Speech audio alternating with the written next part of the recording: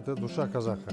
Кстати, кюи, домбру, напевы, мелодии домбры может понять только казах, родившийся казахом в степи с запахом полыни в носу. Потому что это особая музыка. Он выражает душевное состояние, или грусть, или радость, или философия.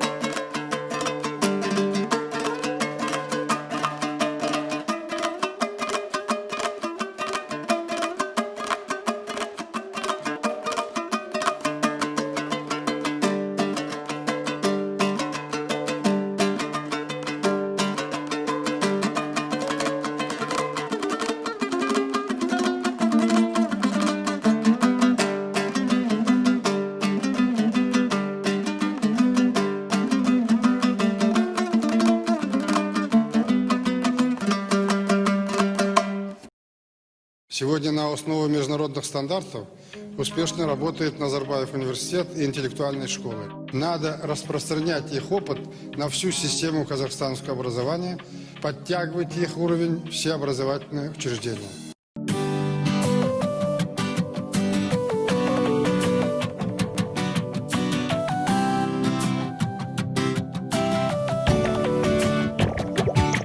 Басталғанда жаңа ғасыр өткелі,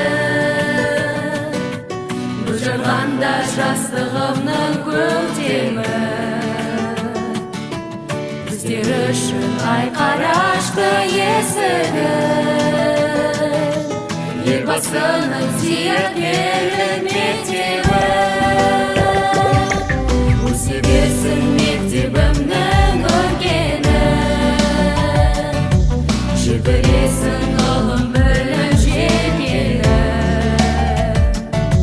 ана қаққан өркениет өріне, біз боламыз екі елдің ертеңі.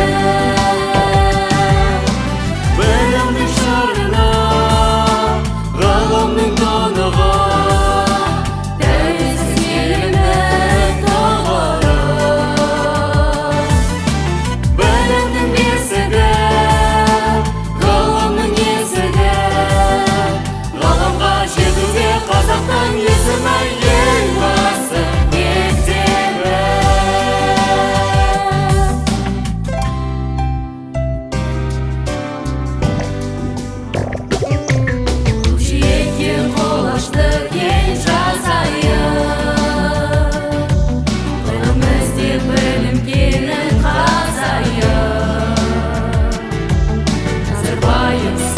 Ке